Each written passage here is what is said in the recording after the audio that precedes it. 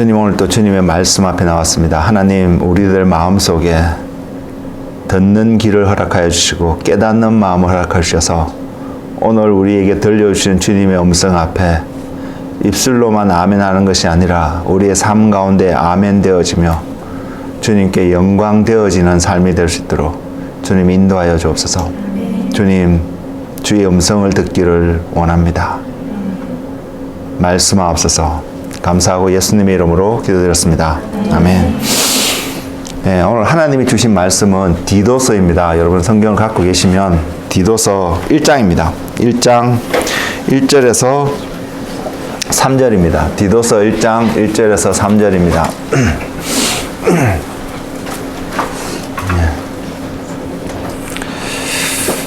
네, 펼쳐 놓으시고요. 디도서 1장 1절에서 3절의 말씀이고요. 하나님이 제게 주신 이 말씀의 제목은 성도의 삶이라고 이렇게 붙였습니다. 그래서 이 말씀을 통해서 성도의 삶이 어떠한 모습으로 비춰주고 이야기되어지는지를 한번 살펴보고요. 우리의 삶은, 저와 여러분의 삶은 지금 성도의 삶에 얼마나 합당한지 보면서 그 삶에 한 걸음 더 가까이 갈 수 있는 그런 은혜가 있기를 원합니다. 디도서입니다. 디도서 1장 1절에서 3절의 말씀입니다. 그래서 오늘 또 저와 여러분은 하나님의 말씀 앞에 온전히 설 수 있는 그런 은혜가 있기를 소망하고요. 이 말씀을 통해서 우리가 하나님이 무엇을 말씀하실지 보기를 원하는데, 여러분 읽어보시면, 지금 제가 좀 이따 읽어드리긴 할 텐데, 여러분 읽어보시면 사도 바울이 이 디도에게 편지를 보내면서 어떠한 내용, 이 편지의 목적이 무엇인가를 기록하고 있는데, 처음에 보여지는 한 모습은 사도 바울이 사도가 된 것, 자기가 어떠한 사역을 하고 있는지를 프루브하는 모습처럼 보여질 수 있겠지만, 그 내용을 가만히 보면 하나님의 사람들이 어떠한 삶을 살아가야 되는지를 분명히 이야기하고 있습니다. 그래서 저희는 오늘 그것에 초점을 맞춰서 하나님의 사람들은, 주님을 믿는다고 말하고 주님을 예배한다고 말하는 그 사람들은 어떠한 삶을 살아가는 것이 마땅한 삶인지 오늘 말씀에 비추어서 저와 여러분의 삶을 점검해 볼 수 있기를 원합니다. 우리 모두가 이 말씀에 합당한 100% 맞는 그러한 삶은 분명히 안 살아갈 것입니다. 그렇지만 그 모습을 보고 우리의 목적지, 목표를 살펴보고 우리는 얼마만큼 그곳에 가까이 가고 있으며, 또한 내 안에는 그곳에 가고자 하는 열정이, 열망이 있는지 살펴볼 수 있기를 원하고요. 그래서 오늘의 예배를 통해서, 오늘 우리에게 주어지는 말씀을 통해서 나도 그와 같은 사람이 되고자 하는 그러한 열정과 갈망, 그래서 그 여러분의 갈급함 속에 하나님께서 기름 부으심으로 함께 해주는 은혜가 있기를 원합니다. 그래서 여러분의 인생의 마지막 날, 주님 오셔서 휴거되는 은혜를 경험하든지, 아니면 그 전에 죽어서 주님 앞에 섰을 때에 오늘에 주어진 한 말씀이, 또 앞으로도 여러분 많은 말씀들을 들을 수 있겠지만, 그렇게 들려지게 된, 여러분 가운데 다가오게 된 그 말씀이 여러분이 하나님 앞에서 그렇게 고백하기를 소망합니다. 그때 제게 주신 말씀으로 인해서 제가 예수 그리스도를 얻을 수 있게 되었습니다.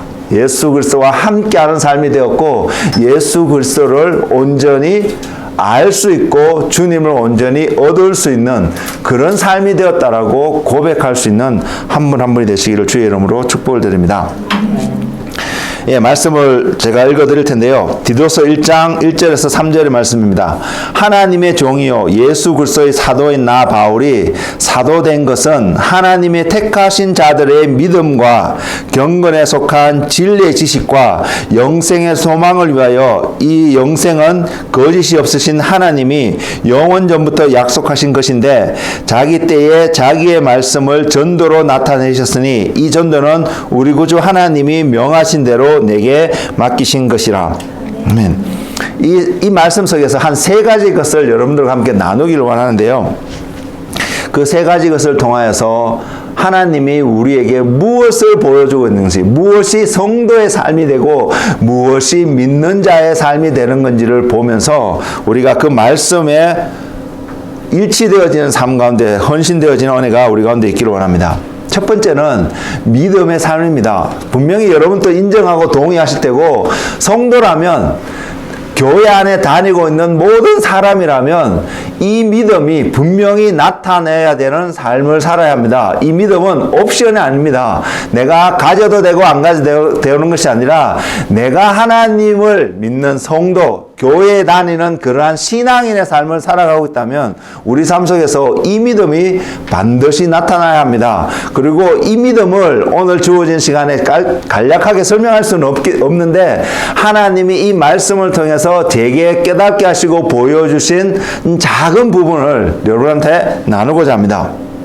이 믿음을 생각하기 전에 우리가 생각하기를 원하는 한 부분은 뭐냐면요, 땅에 살아있는, 땅에 존재하는, 호흡하는 모든 사람들 또는 모든 동식물들에게는 어떤 특별한 규칙이 있습니다. 우리는 그 모든 규칙을 다 잘 알지는 못하지만 이 규칙이 있고요, 이 모든 동물은 동물대로, 식물은 식물대로, 사람은 사람대로, 자연에 속한 모든 것은 어떤 분명한 규칙이 있는데, 그 규칙을 제가 오늘 여러분들에게 이런 표현을 하겠습니다. 경계가 주어져 있다는 것입니다. 그들이 각자 이 땅에서 존재하게 되는 그 이유, 사람이란 우리들이라면 우리가 존재하고 살아가는 어떤 바운더리가 분명히 정해져 있습니다. 그리고 동물이든 식물이든 사람이든 그 바운더리를 넘어가게 되는 어떤 상황이 발생되어진다면 우리는 어떻게 하면 이렇게 표현할 수 있습니다.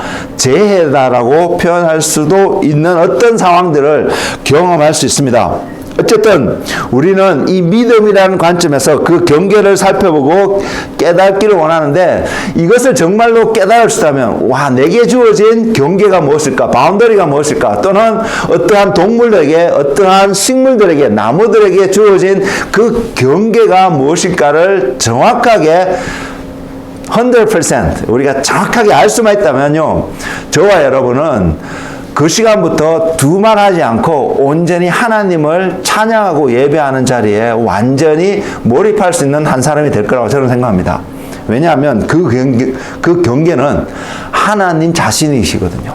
하나님이 동물은 동물에게, 사람은 사람들에게, 식물은 식물에게 나름의 어떤 경계를 부여해 주셨기 때문입니다. 그래서 그것을 달리 표현하면, 우리가 하나님의 형상으로 지원받은 사람들이기 때문에 우리에게 적용해서 달리 표현하면, 우리가 삶을 살아가는 데 있어서 그 경계, 우리의 삶의 기준은 하나님이라는 사실입니다. 그래서 우리 안에 믿음이 있고 그 믿음이 드러나는 어떠한 삶을 살아간다면 그 믿음은 반드시 하나님이라는 그분 안에서부터 출발해서 하나님이라는 그분의 범주 안에서 반드시 드러날 수밖에 없는 믿음의 한 모습이라는 것입니다. 근데 우리가 믿음으로 표현하는 것이 그분의 범주 바깥에 있는 어떠한 모습으로, 어떠한 형태로 드러난다면 그것은 더 이상 우리 눈에는 믿음으로 보일 수 있게 보인다 할지라도 더 이상 하나님 앞에 믿음이 될 수 없다는 사실을 우리가 깨닫고 아는 은혜가 우리가 있기를 원합니다. 그래서 저와 여러분 삶 속에 우리가 어떠한 모습으로, 어떠한 모양, 지금 여기에 굉장히 많은 숫자, 저희 입장에서는 굉장히 많은 숫자가 앉아 있는데, 여러분의 모습과 여러분의 생각과 여러분의 삶의 스타일과 모든 것이 다 다릅니다. 이 다름이 하나님 안에서 다양성으로 우리에 부여주었는데, 그 모든 다름들이 여호와 하나님이라는 그 안에서 여러분의 삶의 믿음으로 표현되어지지 않는다라면 여러분이 행하는 모든 삶들은 하나님과 전혀 관계없는 삶이 된다는 사실, 이것의 원리를 깨우칠 수 있는, 깨달을 수 있는 은혜가 우리 가운데 있기를 정말로 소망합니다. 하나님은요, 그런 하나님의 경계를 두고 바라보셨던 모든 하나님의 피조세계를 어떻게 표현하시냐면 보시기에 심히 좋았더라고 말씀하고 계시다는 사실입니다. 그러면 우리는 서로를 바라보면서, 우리가 바라보는 모든 주변의 환경들을 바라보면서 하나님과 똑같은 표현들을 하고 살아가는 사람일까요? 아니면 반대의 표현들을 더 많이 하는 사람들일까요? 하나님과 똑같은 표현을 한다라면 너무나도 감사하겠지만 우리는 분명히 이렇게 고백할 수 있을 것입니다. 그러고 싶지 않은데, 그런 것이 아닌 줄 아는데도 불구하고 우리는 종종 하나님이 보시는 관점과 너무나 다른 관점 속에서 뭔가를 보고 있으며 뭔가를 말하고 있으며 뭔가를 행하고 있는 우리 자신들을 종종 발견하지 않나요? 만일 그렇다면 우리는 돌이켜야 합니다. 그것은 더 이상 이 땅에서 성도로서 하나님을 믿는다고 말하는 사람들이 살아가는 삶의 방법이 아니라는 사실을 보여주고 있기 때문입니다. 그래서 우리는 돌이킬 수 있는 그런 결단할 수 있는 그런 사람이 되기를 원하고요. 그래서 하나님과 함께하는 삶이 우리의 삶이 될 수 있기를 너무나도 소망합니다.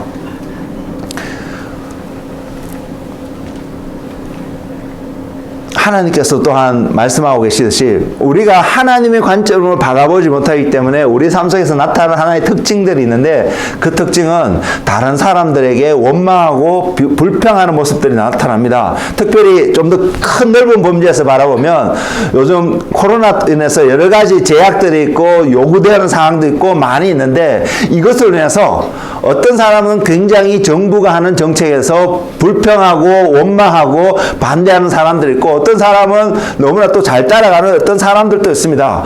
이것이 어느 것이 옳으냐 그르냐를 떠나서 우리가 한번 점검해 보기를 원하는 것은 우리가 언제 정부나 또는 사회 리더들이나 또한 사회 기관이나 심지어는 교회가 하는 어떤 모습들을 바라보고 비판하고 있는지 한번 살펴볼 수 있기를 원합니다. 한번 생각해 볼 수 있기를 바랍니다.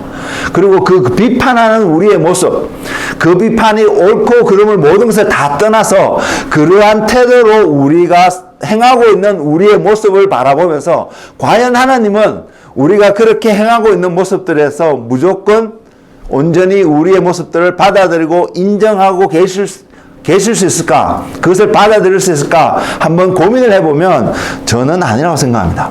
왜냐하면 분명히 우리도 이것은 잘못되어졌고 이것은 맞는 것이고 세상의 모습은 정부나 사회의 모습은 이 방향으로 가는 것이 맞다라고 생각되어지는 부분이 분명히 있음에도 불구하고요.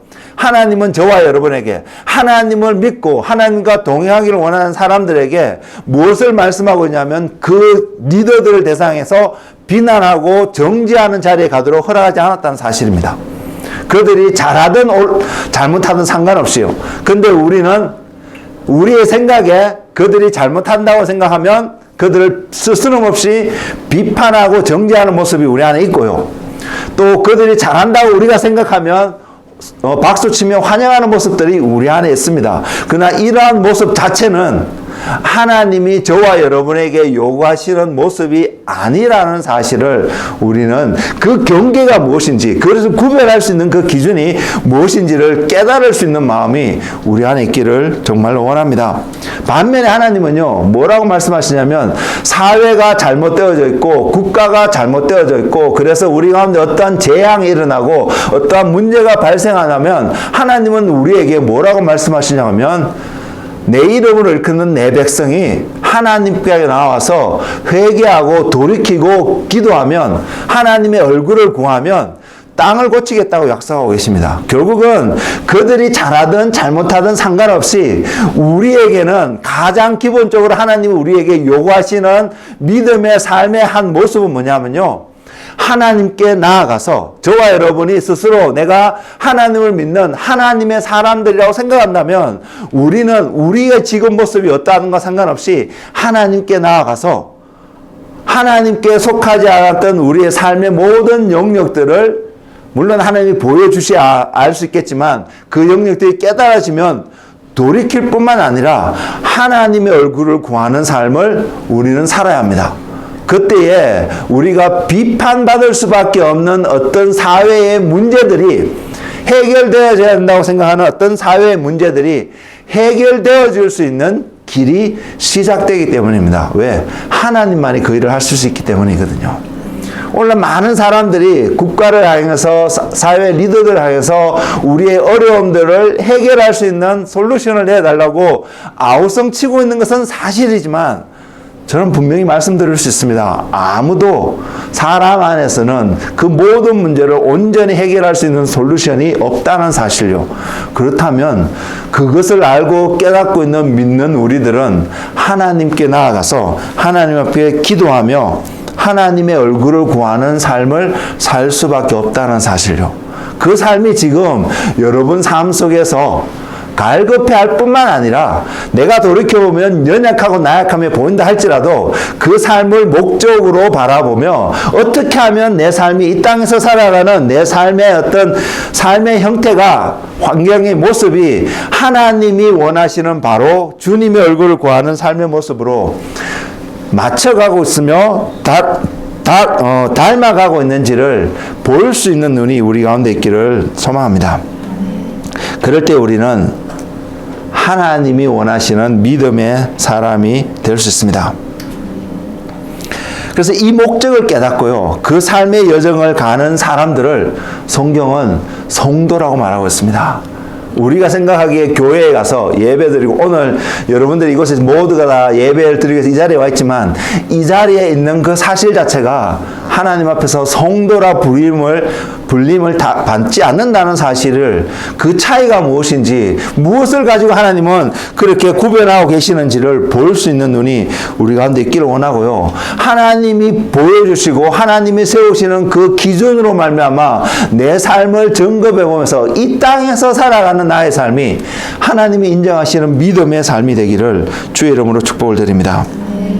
그 첫 번째 태도가 말씀드렸듯이 믿음의 삶입니다. 그러면 믿음이 무엇이며 믿음이 어떻게 시작되어서 우리 삶 가운데 어떻게 나오는지, 성경에 너무 많은 믿음의 예시들이 있는데 우리가 너무 잘 아는 한 대표적인 세 사람의 인물들의 모습을 보면서 이 사람들은 어떻게 해서 믿음의 사람들이라고 하나님으로부터 인정함을 받게 되었는지, 그리고 내 삶 속에서는 무엇이 부족하고 나도 어떻게 하면 그러한 사람이 될 수 있는지 생각해 볼 수 있는 시간이 되기를 원합니다. 그리고 이 믿음은요, 우리가 축복 가운데 있어서 하나님을 예배할 수 있을 때만 주어지는 것이 아니라 고난 가운데 있고 하나님이 함께하고 있다고 느껴지지 않는 그 순간 속에서도 뭔가를 우리에게 요구되어지는 삶의 모습들이 있는데, 그 모습이 나타날 때에 인정되어지는 바로 그 하나님의 눈에서 바라보는 그 믿음의 모습, 그 태도, 그것을 한마디로 표현하면 저와 여러분이 지금 온전한 하나님의 축복 속에서 감사할 것이 너무 많이 보이기 때문에 하나님을 찬양하고 예배하는 모습뿐만 아니라 전혀 그렇지 않은 모습의 환경이 우리에게 보인다 할지라도 여전히 하나님을 예배할 수 있는 그 태도, 그것을 저는 오늘 이렇게 표현하고 싶은데, 그것이 뭐냐면 주변의 환경과 상관없이 신실하게, faithful하게 하나님을 향한 우리의 삶의 태도, 다른 말로 표현하면 하나님을 사랑할 수 있고 하나님을 섬기고자, 하나님을 예배하고자 나올 수 있는 저와 여러분의 삶의 태도, 그것이 바로 성경에서 보여주고 있는 믿음의 한 모습이라는 사실입니다. 그리고 말씀을 통해서 우리는 이 믿음의 모습들이 우리 삶 속에서 빌드업 되어지고 하나님 안에서요, 여러분이 저 앞에서 또는 여러분은 서로 형제들 안에, 자매들 안에 서로 믿는 공동체 안에서 이 사람은 믿음 좋은 사람이야 라고 칭찬받는 것에서 만족하는 것이 아니라 하나님 앞에서, 주님 앞에서 믿음이 있는 자라고 칭찬받는 그 일에 우리의 목표를 둘 수 있는 그런 한 사람 한 사람이 되기를 원합니다. 문제는요, 그래서 우리가 정말로 하나님이 원하시는 믿음의 삶을 살아가기를 원하신다면 한 가지 팁을 들을 수 있는데, 그 팁은 뭐냐면 하나님의 말씀을 가까이 하셔야 합니다.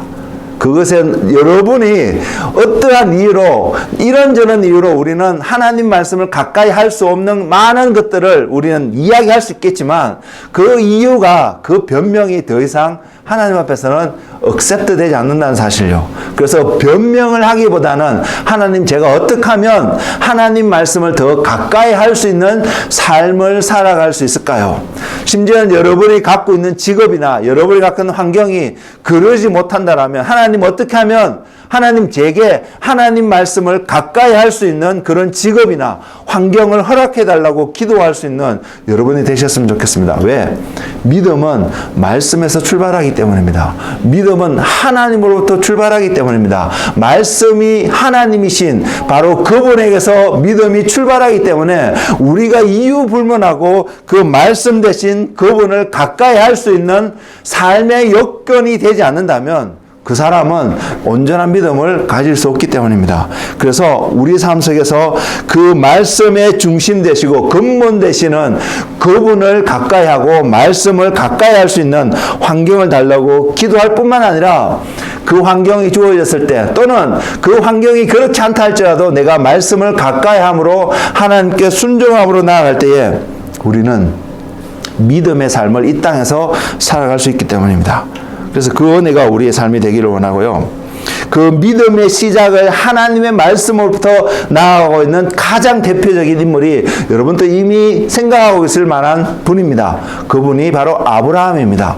믿음의 조상이라고 말하고 있는 그 아브라함의 삶도요, 하나님을 몰랐던 삶에서 시작했습니다. 그런데 어느 날 하나님이 그를 부르셔서 하나님을 알려주시며 하나님이 그에게 하나님의 약속을 보여주십니다. 그 약속을 보여주고 있는 말씀이 창세기 15장에서 나와 있는데요. 창세기 15장 1절에서 6절 말씀에 나와 있는데 이 말씀은요, 아브라함이 아니라 아브라함일 때에 하나님께서 그를 불러서서 약속하고 있는 말씀이고요. 이 말씀에 창세기 15장 6절 마지막에 하나님이 그 아브라함에게 뭐라고 말씀하시냐면 아브라함이 믿으니 하나님이 주신 어떤 약속의 말씀을 믿게 되니까 하나님이 그것을 아브라함의 의라고 기록하고 있는 말씀이 있습니다. 제가 잠시 읽어드리겠습니다. 이후에 여호와의 말씀이 환상 중에 아브라함에게 임하여 이르시되 아브라함아 두려워하지 말라. 나는 내 방패와 너의 지극히 큰 상급이니라. 아브라함이 이르되 주 여호와여 무엇을 내게 주시려 하나이까. 나는 자식이 없사오니 나의 상속자는 이 다메섹 사람 엘리에섹이니이다. 아브라함이 또 이르되 주께서 내게 씨를 주시지 아니하셨으니 내 집에서 길린 자가 내 상속자가 될 것이니이다. 여호와의 말씀이 그에게 임하여 이르시되 그 사람이 내 상속자가 아니라 내 몸에서 날 자가 내 상속자가 되리라 하시고 그를 이끌고 밖으로 나가 이르시되 하늘을 우러러 무뼈를 셀 수 있나 보라. 또 그에게 이르시되 내 자손이 이와 같으리라.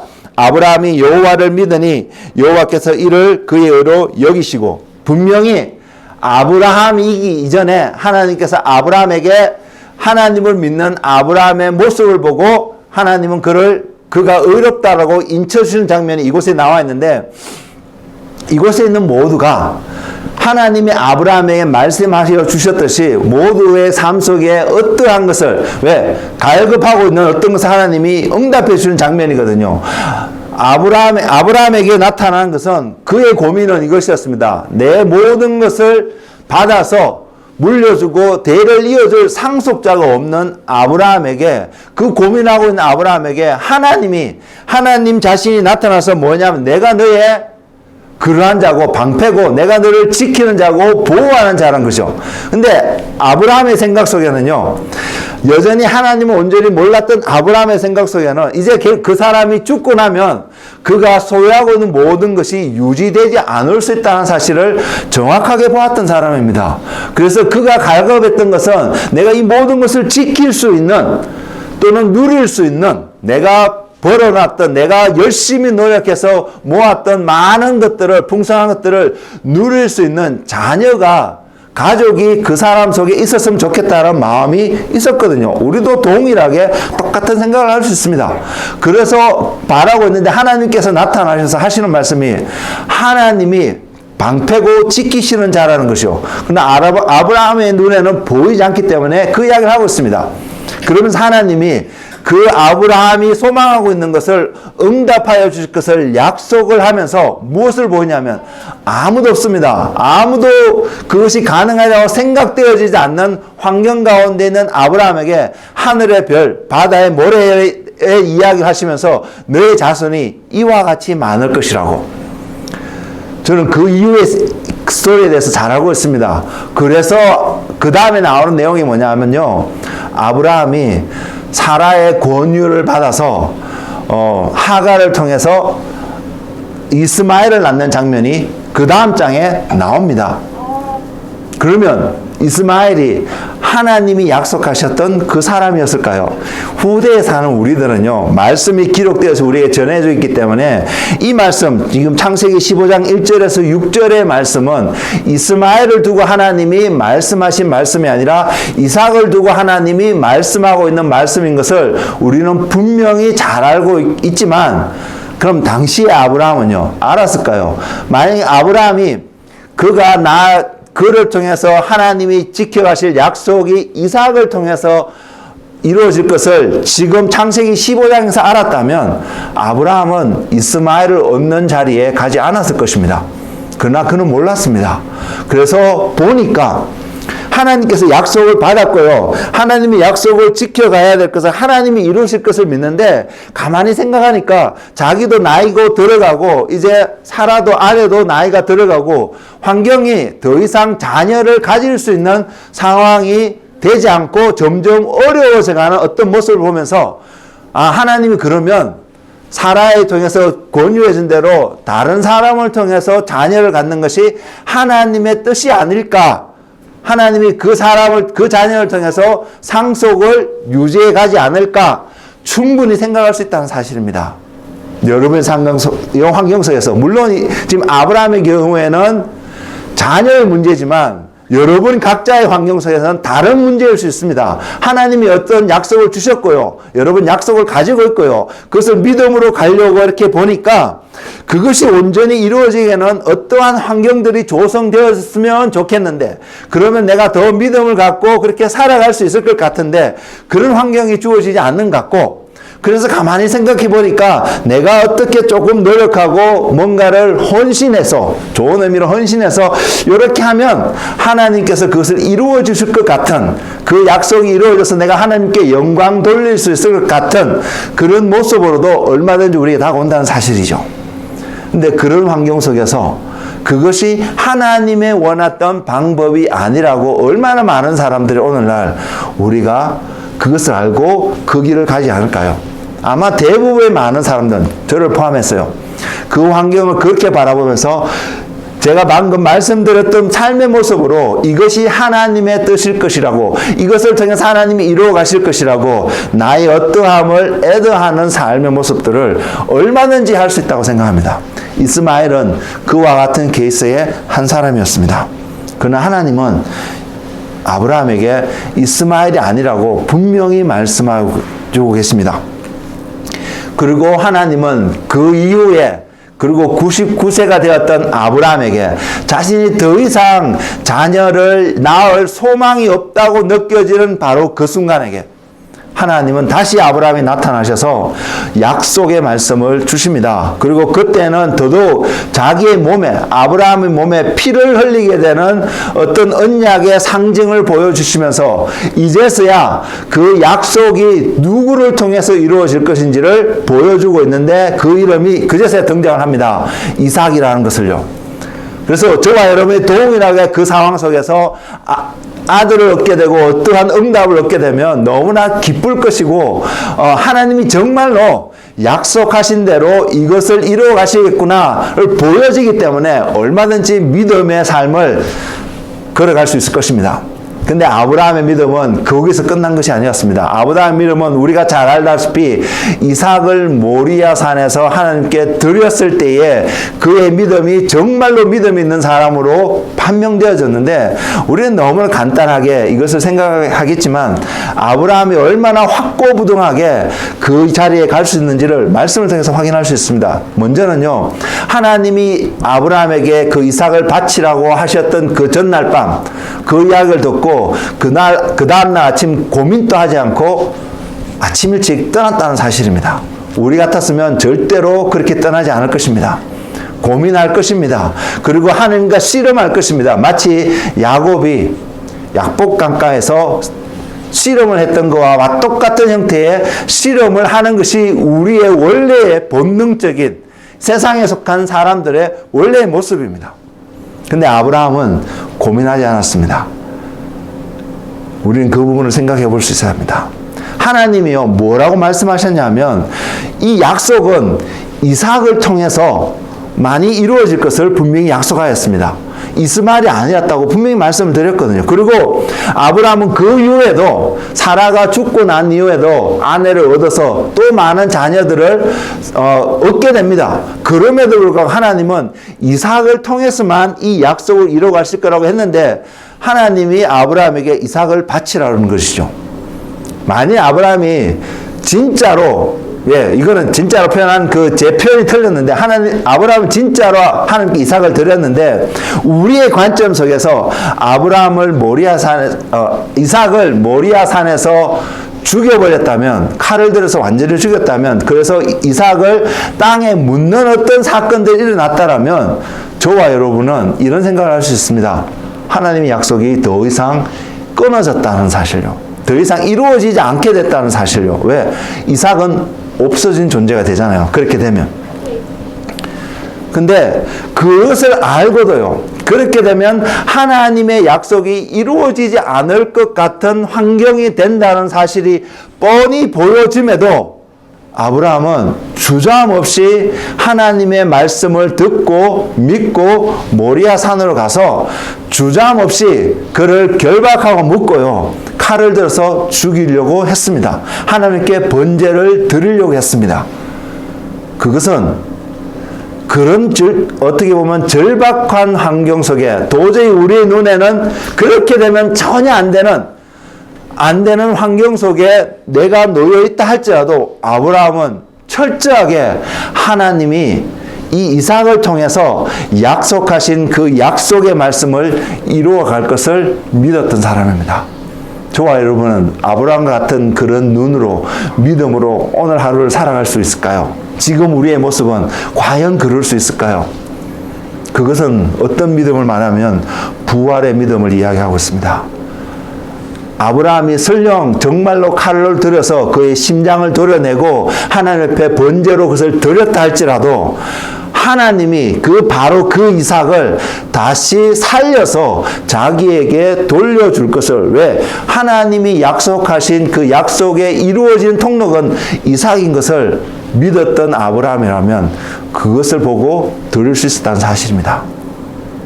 그러면 우리는 질문할 수 있습니다. 하나님이 행할 것을 믿는다면 우리는 얼마든지 들을 수 있고요. 하나님이 이루어질 것을 분명히 믿는다면 들을 수 있고요. 심지어는 아브라함 같은 환경 속에서도 생명을 드릴 수 있는 그 믿음의 근거는 어디냐면, 내가 생명을 죽음으로 하나님께 드리더라도 나에게 부활이라는 모습으로 그 생명을 다시 돌려줄 것에 대한 하나님을 향한 신뢰함이 우리가 있을 때에 우리 이 땅에서 믿음의 삶을 살아갈 수 있습니다. 저와 여러분이 살아가는 시대는요, 제가 많은 젊은 친구들보다도 지금 우리 나이 든 기성세대의 어른들이 살아갈 시간이 더 짧기 때문에 이런 말씀을 드릴 수 있는데, 여러분의 시대는 제가 살아왔던 시대보다도 이러한 환경들을 더 쉽게 경험할 수 있는 그 시대에 여러분은 놓여 있다는 사실 가볍게 여기지 마십시오. 그리고 이것을 바라보면서 나는 과연 그런 시대가 정말 내 눈앞에 놓여진다면 아브라함처럼 부활의 신앙을 가지고 하나님 앞에 죽음의 자리까지 내려갈 수 있을까? 하나님 앞에 들을 수 있을까?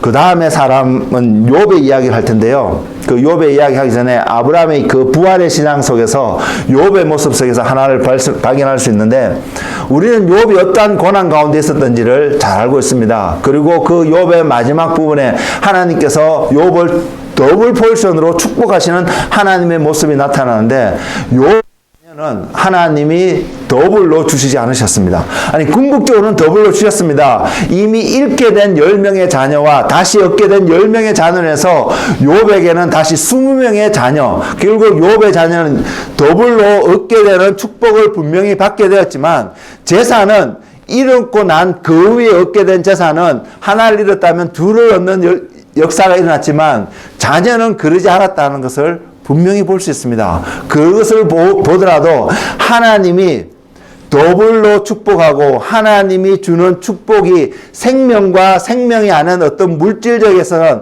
하나님의 계산 방법과 생각이 다르다는 것을 볼 수 있는데, 그것을 그대로 적용시켜서 이 아브라함의 모습을 바라보면 과연 쉽게 자녀를 죽일 수 있을까요?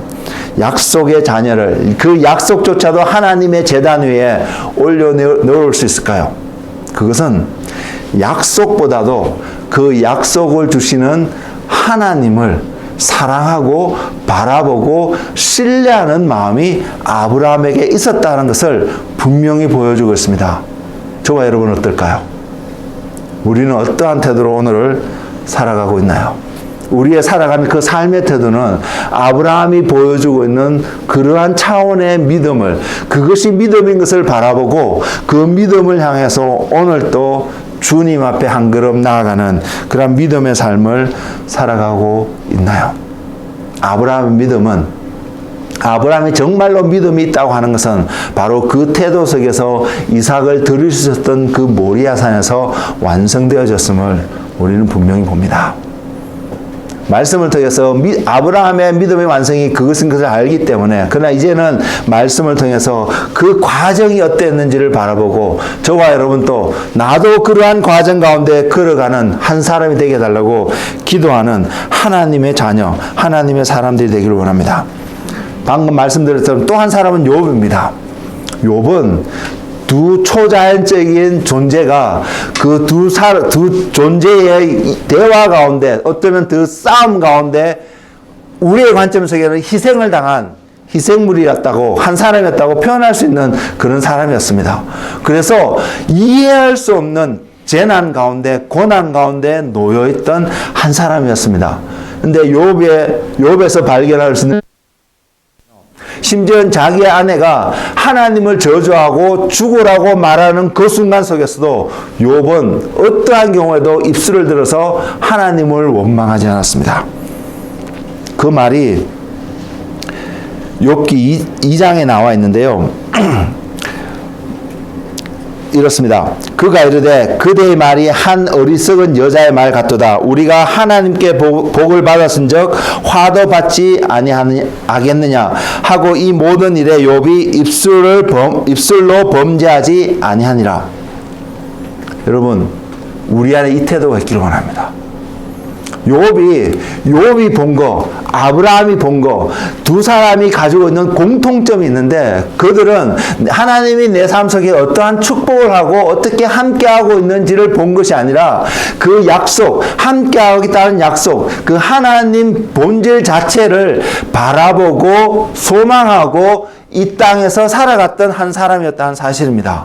하나님은 그 사람에게, 그들에게 믿음의 사람들이라고 분명히 이야기하고 있습니다. 그렇기 때문에 하나님이 주신 것, 하나님이 취하시든 주시든 상관없이 그 하나님을 향해서 범죄하지 아니하고 여전히 신실함을 보내는 욥의 모습을 볼 수 있었다는 사실입니다.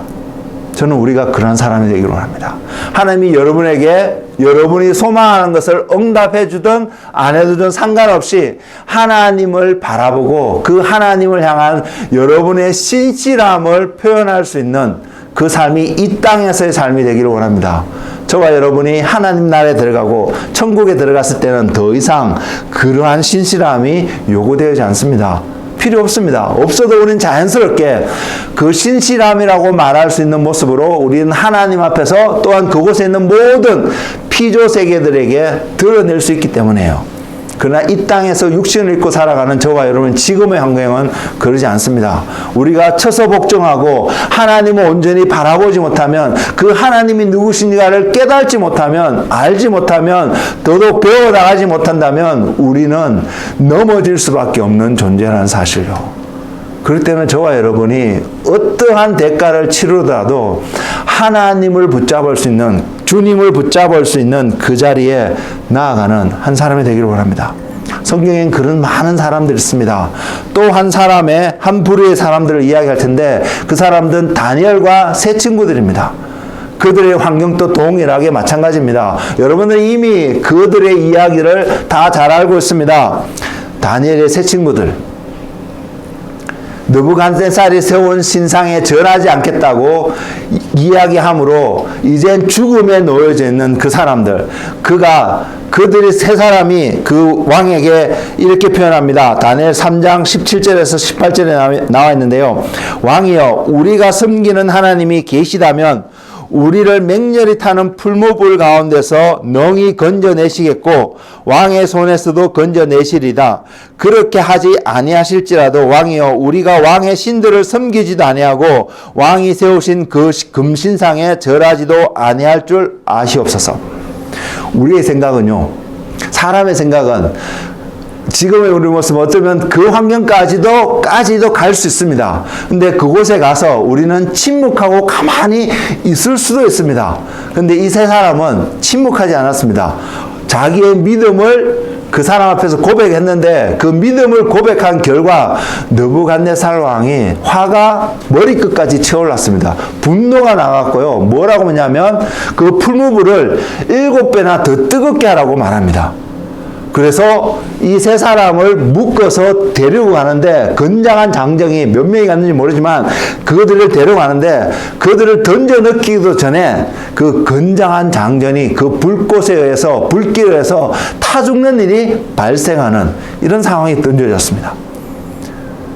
그런 어떤 상황을 더 힘들게 만드는 상황 가운데 있음에도 불구하고 이들은 전혀 주저함 없이 그들이 하나님을 어떻게 신뢰하고 있는지를 고백하는 삶을 보여주고 있습니다. 이것이 믿음입니다. 저는 우리가 이러한 믿음을 소유하기를 원하고 이러한 믿음을 삶을 살아가기를 원합니다. 다니엘은 어떨까요? 다니엘도 동일합니다. 알았습니다. 법령이 그렇게 지어지고 이제 그 법령을 지키지 않으면 그는 사자굴에 던져질 수밖에 없다는 사실을, 그것이 기록되어졌음을 너무나 잘 알고 있음에도 불구하고 하나님을 향한 그의 믿음의 표현들을 하루 3번 동쪽으로 난 예루살렘을 향해 난 창문을 열고 하나님께 3번 기도하는 그의 믿음의 리추얼한 삶을 포기하지 않았습니다. 지금 우리의 생각 속에서는요, 한 번쯤 안 하면 어때? 그 기간만 30일만 지나가면 어때? 라고 표현할 수 있는, 아무렇지 않을 수 있는 그런 행위였습니다. 근데 다니엘은 타협하지 않았습니다. 왜 그랬을까? 왜 다니엘은 타협하지 않고 그것을 지켜야만 했을까? 우리의 지금의 환경 속에서는 조금 지혜롭게 바꿀 수도 있는 어떤 모습일 수도 있었겠는데 왜 다니엘은 왜 그것을 타협하지 않고 끝까지 지키려고, 목숨 걸고 지키려고 했을까? 우리는 그 이유를 한번 생각해 보기로 합니다. 그리고 내가 만약 그런 상황 속에 있으면 하나님 앞에 내가 그러한 동일한 믿음의 신실함을 보일 수 있을까? 지금 이 세 사람의 경우들요, 다니엘과 세 친구들, 또한 욥도 그렇고 아브라함도 경우고, 결과적으로는 굉장히 해피엔딩과 같은 모습으로 끝냈기 때문에 저와 여러분은 쉽게 하나님, 제게 그런 상황이 주어진다면 그 상황까지 가겠습니다. 그래서 하나님을 지키겠습니다. 신실하게 하나님을 신뢰하겠습니다. 그 믿음을 표현하겠습니다. 고백할 수 있습니다. 근데 성경은요, 그 사람들만 믿음의 사람이라고 표현하고 있지 않습니다. 히브리서 36장에서 39절의 그 내용을 보면요, 믿음을 가졌습니다. 동일한 믿음을, 아브라함이, 노아가, 그 믿음의 사람들이 기록된 사람들과 동일한 차원의 믿음을 가졌음에도 불구하고, 약속을 받았음에도 불구하고 응답받지 못했던 사람들의 이름들도, 그 사람들의 삶의 내용들도 열거하고 있다는 것입니다. 어떤 여인은 피차게 목숨을 구차해서 살아가는 것보다 부활해야 할 것을 소망을 믿고 그 죽음의 자리에 그냥 갔다라는 기록들이 36절에도 나오고 있고요. 39절에 보면 이 많은 사람들이 약속을 받았지만 약속이 이루어지는 것을, 응답되어지는 것을 보지 못했지만 여전히 믿음을 가지고 살았다는 것을 보여주고 있습니다. 믿음은, 하나님이 말씀하시는 믿음은 바로 이러한 믿음인데, 이 믿음 속에서 제가 여러분께 표현드릴 수 있는 한 가지는 환경과 상관없이, 응답되어지든 아니든 그와 상관없이 내가 하나님을 향한 신실함으로 하나님을 바라보고 그분을 기다리며 그분 앞에 나아가고 있냐는 것입니다. 이것이 공통점입니다. 하나님이 인정하신 믿음의 공통점입니다. 교회에서요, 열심히 예배 참석하고 교회에 봉사활동하고 성경을 많이 알고 있는 어떠한 그러한 모습이 믿음 있는 사람이 전혀 아니라는 사실입니다. 여러분이 그런 생각이 있었다면, 그것이 믿음 좋은 사람의 모습이 보인다면 여러분은 하나님과 관계없는 자리에 있습니다. 그것은 종교인의 모습일 뿐입니다. 하나님은 그런 사람들을 찾지 않으십니다. 우리는 그런 자리에 안 가기를 원합니다. 그런 눈으로 오늘 우리가 사는 이 시대를 바라볼 수 있어야 합니다. 그렇다면 우리가 사는 시대는요, 지금 북미에 살고 있는 우리에게는 아직 이것이 피부로 와닿지 않을 수 있는 시기에 우리가 있지만, 머지않은 장래에 저도 그렇고 여러분들도 마찬가지로 이것을 경험할 수 있는데, 어떤 경험은요, 다니엘과 같은 경험, 다니엘 세 친구들이 경험했던 것과 똑같은 상황 가운데 우리는 놓일 수 있다는 사실입니다. 우리가 하나님을 알고 하나님을 바라볼 때에, 문제는 그 상황이 지금 이 상황인가를 또 아는 지혜도 있어야 되겠지만, 그 상황 속에서 동일하게 그들과 같은 믿음을 지키는 믿음이 우리 안에 있어야 합니다. 저와 여러분이 주님을 알지 못하면, 주님을 사랑하지 않으면요, 여러분 절대로 그 믿음을 지키지 못할 것입니다. 그리고 한 가지만 더 덤으로 말씀을 드리기 원하는 것은, 이러한 눈이 필요합니다. 우리가 어떠한 시대를 들어가고 있는지를 볼 수 있는 그 눈. 그래서 그것을 믿음으로 바라볼 수 있는 눈이 되어야 되는데, 그것이 성경에서는요, 다윗 시대의 그러한 사람들의 모습을 보여주고 있는데, 역대상 12장 32절에 나타나 있는데, 이사갈 자손 중에 한 200명은 시대를 분별하는 사람들이었다라고 기록하고 있습니다. 저는 여러분이 하나님 앞에, 하나님 우리도 동일하게 그러한 눈을 달라고, 시대를 분별할 수 있는 눈을 달라고. 왜? 여러분이 어떠한 시대를 살고 있는지를 알면 알수록, 그래서 우리는 또한 그 시대에 요구되어지는 하나님이 말씀하시는 믿음에 소유하고 그 믿음을 보이는 삶을 살아갈 수 있기 때문입니다. 그러지 않으면 아브라함에게 요구되었던 믿음의 모습이 다니엘에게 요구되었던 믿음의 드러나는 모습이 전혀 다를 수 있기 때문에, 근본 원리, 원칙은 같은데 나타나는 모습이 전혀 다를 수 있기 때문에요, 저와 여러분이 그 시대가 어떤 시대인지, 하나님이 요구하시는 믿음의 시대가 어떤 시대인지 깨닫지 못하면 우리는 엉뚱한 것으로 하나님께 드리고 하나님께 드렸기 때문에 나는 믿음의 사람이라고 생각할 수 있다는 사실입니다. 그래서 이러한 오류에 벗어나기 위해서도 저와 여러분이 끊이지 않고 기도해야 될 한 가지, 하나님 우리의 시대를 분별할 수 있는 지혜의 눈을 달라고 기도하시는 한 분 한 분이 되시기를 원합니다. 그리고 이 모든 것을 아우러서요, 온전히 그 믿음의 여정을 걸어갈 수 있는 최고의 방법은 여러분이 주님을 사랑하는 것입니다. 여러분이 주님을 사랑할 때에 여러분 주님의 음성을 들을 수 있습니다.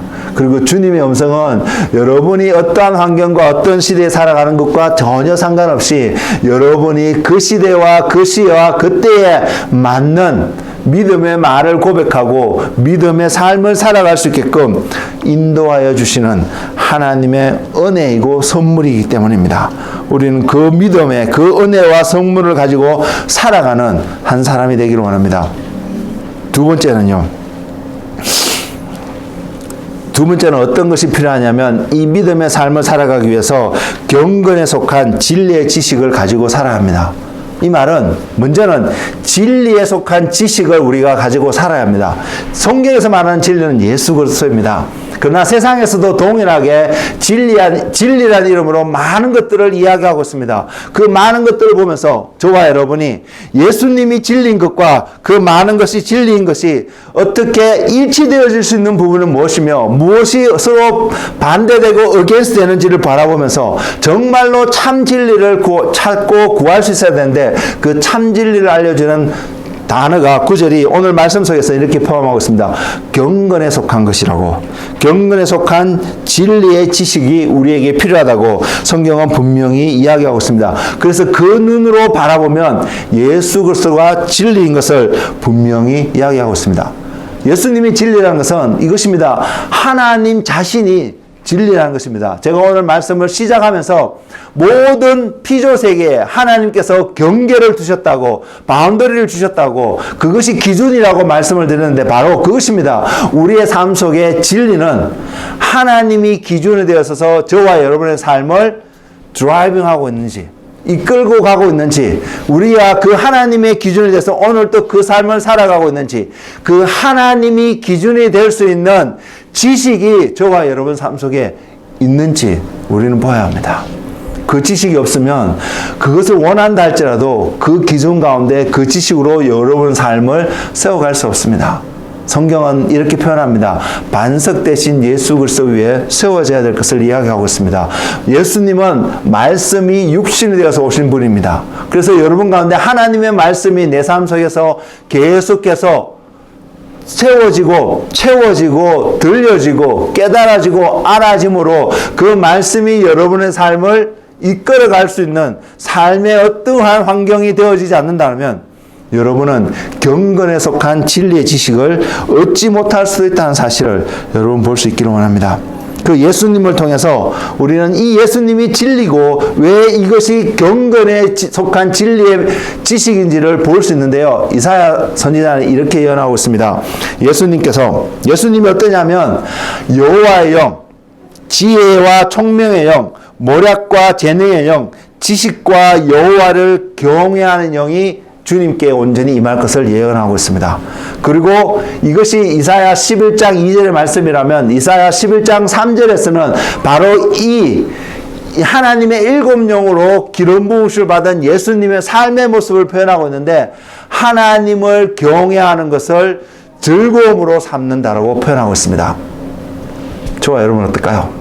오늘 살아가는 우리는 하나님을 경외해야 된다는 것은 알겠는데 우리 삶 속에 하나님을 경외하는 삶이 내 삶 속에 즐거움으로 지금 세워져 가고 있나요? 우리는 이것을 봐야 합니다. 내가 하나님을 경외하는 것이 필요하다는 것을 아는 것이 아니라 내가 그러한 삶을 즐거움으로 삼고 있느냐 볼 수 있어야 합니다. 저도 이 말씀 앞에 자유로운 사람이 아닙니다. 그래서 우리 모두는 이 말씀 앞에 다시 나 자신을 점검해 보면서 하나님 정말로 주님이 보이신 바로 그 삶 여호와를 경외하는 것을 즐거움으로 삼을 수 있는 그 삶이 내 삶이 될 수 있게 해달라고 저와 여러분은 주님 앞에 나아가야 합니다. 그래서 그리스도가 진리 있습니다. 그리스도라는 주님이란 예수님이란 단어 자체 안에서 우리가 찾고 있는 모든 진리의 답을 찾을 수 있는데 우리의 육신의 눈은 보이지 않기 때문입니다. 볼 수 없기 때문입니다. 나는 지금 시험 공부를 해야 되고 시험 공부를 통해서 결과를 내야 되고 또는 내가 직장을 찾아야 되고 그렇게 어떤 삶을 살아가야 되는 어떠한 당면한 문제가 있는데 이곳에서 어떻게 예수 그리스도가 진리가 되고 그 문제를 해결하는 열쇠가 되는 그 비밀을 알아야 된다는 것이거든요. 그러지 못하면 우리는 많은 사람들이 하는 이야기를 듣습니다. 교회 가면 밥 주냐고요. 교회 가면 뭐가 나오냐고요. 이런 이야기를 들을 수 있습니다. 왜? 예수님이 그 키워드라는 사실을 깨닫는 마음이 없기 때문에요. 그래서 저와 여러분은 하나님 앞에 기도할 수 있어야 합니다. 예수님이 그것을 통해서 우리 실제로 이 땅에서 살아간 모든 필요들을 채워가실 수 있는 기준이 되고 열쇠가 될 수 있다는 그 사실을 볼 때에 우리는 이 땅에서 세상 사람과 똑같은 모습의 어떤 삶의 모습을 살아가지만 그 근본과 삶을 살아가는 동기가 전혀 다른 하나님 앞에서 하나님을 경외하는 삶을 살아가고 있다는 것을 볼 수 있다는 사실입니다. 이 하나님의 7명은 굉장히 중요한데요. 그 중에 하나가 방금 말씀드린 것처럼 지식과 여호와를 경외하는 영, 한 쌍이 되어서 우리에게 전달되어 주고 있습니다. 결국 여호와를 경외한다는 것은 그 삶은 하나님을 향한 지식, 하나님을 알 때에 우리가 주님을 알면 알수록 하나님을 경외할 수밖에 없는 삶이 된다는 것을 성경은 보여주고요. 그 경외함이 자문의 기자는 이렇게 표현하죠. 여호와를 경외함이 지식의 근본이라고요. 여러분이 당면한 모든 문제 속에서 어떻게 하면 이 예수님을 적용할 수 있을까를 고민하고 발견하는 사람들은 철저하게 믿음의 삶을 살아갈 것입니다. 그것을 발견하지 못하고 여러분의 생각, 이것을 하면 하나님을 도와줄 수 있는 것처럼 하는 그 모든 것들이 결국은 하나님 앞에 섰을 때예요. 하나님의 불이 나타나서 그 모든 것을 태울 텐데 그렇게 그때 세워졌던 그 많은 것들은 다 태워지고 남지 않을 것입니다. 여러분 그런 삶을 살기를 원하세요? 저는 여러분이 그러한 믿음의 삶을 이 땅에서 살기를 원하지 않습니다. 하나님 앞에서 하나님을 경외하는 것이 철저하게 무엇인지 배워가면서 하나님 앞에 섰을 때도 하나님 앞에 그것을 보여줬을 때 하나님의 불이 나타나서 테스트할 때도 여전히 남겨질 수 있는 그러한 믿음의 삶을 이 땅에서 훈련하고 살아가는 그러한 믿음의 사람들이 되기를 원합니다. 하나님은 그런 사람들을 찾으십니다. 하나님은 그런 사람들을 자기의 자녀로 부르시며 하나님은 그런 사람들에게 성도라고 부르고 계심을 성경은 이야기하고 있고요. 오늘날 우리에게 성경을 주신 이유, 성령을 우리에게 허락하신 이유, 사도 바울이 자신이 사도가 되어서도 복음을 전하는 이유가 바로 이 이유라고 이야기하고 있습니다. 그냥 단순하게 예수 믿으면 구원을 얻는다고 이야기하면서 입으로 고백을 했는데 삶은 전혀 아닌 그런 삶을 살아가는 그 사람들을 위해서 주님이 십자가에 달려 돌아가지 않았다는 사실 여러분 기억해야 합니다. 우리가 십자가를 만나면 그분 앞에서 십자가의 모습을 온전히 본다면 우리는 예수님을 입으로 시인할 뿐 아니라 그래서 구원의 자리에 가는 그 삶이 진정으로 어떠한 삶인지를 온전히 보게 될 텐데 그 은혜가 여러분 가운데 충만하기를 주님의 이름으로 축복을 드립니다. 그렇게 될 때예요. 그러한 믿음의 삶, 그러한 경건에 속한 진리의 지식을 가지고 살아가는 삶을 살아갈 때에 우리에게 그 다음에 등장하는 삶의 모습이 뭐냐면 영원한 생명에 대한 소망을 가지고 살아갑니다. 이것은 천국에 들어가는 것을 말하고 있지 않습니다. 여러분 그것을 깨닫기 원합니다. 천국에 들어가는 것을 바라보고 살았던 그 삶과 영원한 생명에 대해서 소망하고 있는 그 삶이 같은 말 다른 표현임에도 불구하고 미묘한 차이가 있을 수 있는 그 생각의 태도가 사람들 안에 많이 있다는 사실을 깨닫기 원합니다. 같은 말입니다. 전혀 다른 말이 아닌데 우리가 어떠한 생각을 하느냐에 따라서 어떠한 생각 속에서 어떠한 믿음의 모습 속에서 이 땅에서 살아가느냐에 따라서 같은 말이 굉장한 다른 결과를 가져올 수 있습니다. 결국은요, 천국을 소망하는 삶, 영생을 소망하는 바라보는 그 삶이 같은 말이 되기 위해서는 우리가 결국 바라봐야 되는 것이 뭐냐면 예수 그리스도라는 사실이요. 왜? 그분이 생명이시고요. 기억하시죠? 예수님이 생명이라고 선포하셨던 그분에서는 예수님이 생명이시고요. 예수님이 저와 여러분을 천국으로 인도하실 분이시고 허락하실 분이시고요.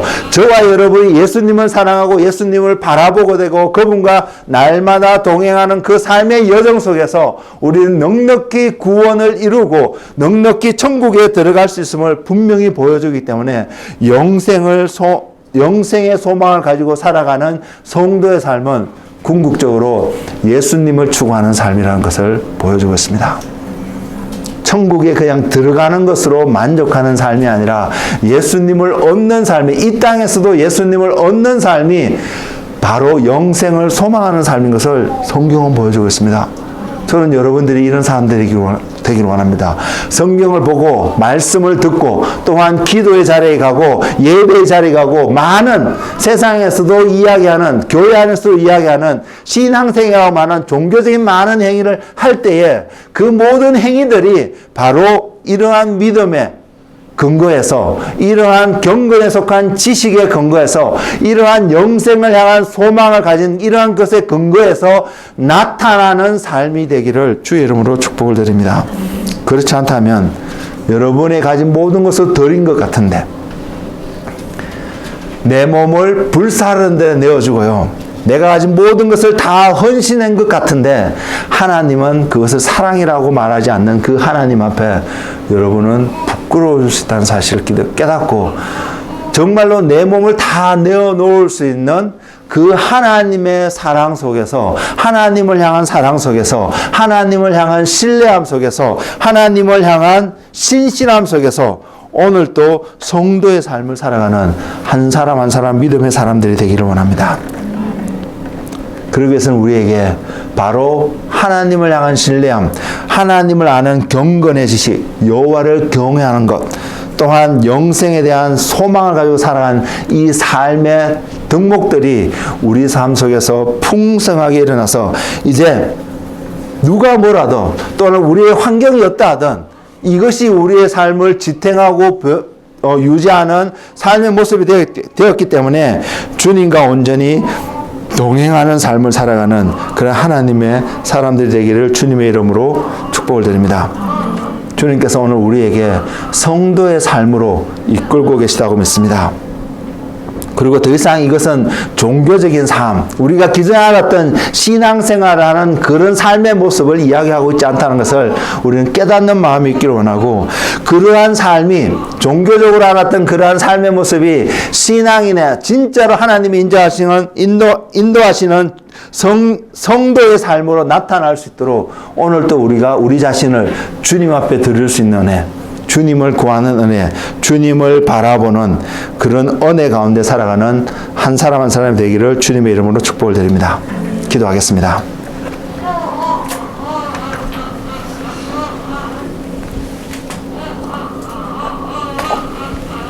주님, 오늘 또 주님 앞에 말씀 앞에 나와서 성도의 삶이 어떠한 모습인지를 디도서에 통해서 보여주신 하나님의 말씀 앞에 주님 나왔습니다.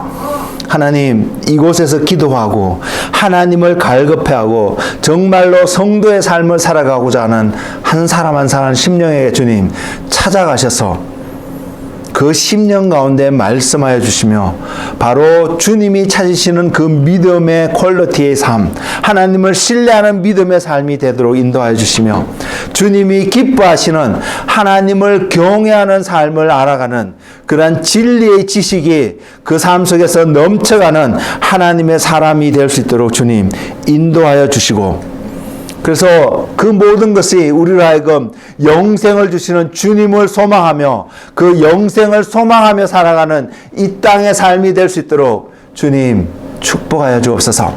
주님의 손으로 안수하여 주시고 주님이 시간을 온전히 인도하여 주옵소서. 그래서 우리의 환경과 여건과 전혀 상관없이 소망 되시고 생명 되시고 진리 되시며 길 되신 예수님을 온전히 바라보고 오늘 또 예수님을 얻는 자리에 말씀 가운데 주님 앞에 나와서 기도하는 가운데 주님을 구하는 그 자리에 머무는 한 사람 한 사람 되도록 주님 축복하여 주시옵소서. 주님, 우리 가운데 선한 일을 시작하신 예수님께서 그 일을 완성하여 가실 것을 믿습니다.